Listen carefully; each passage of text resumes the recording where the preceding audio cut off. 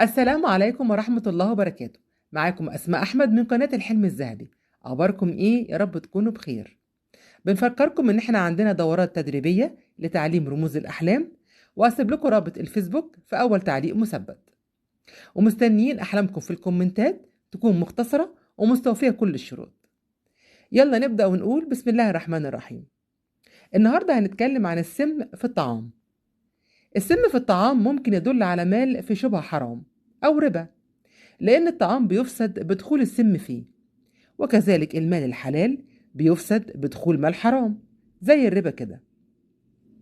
ممكن السم في الطعام يدل على دواء منتهي الصلاحية أو أكل قرب يفسد، وممكن كمان يدل على نية فاسدة أفسدت عمل صالح.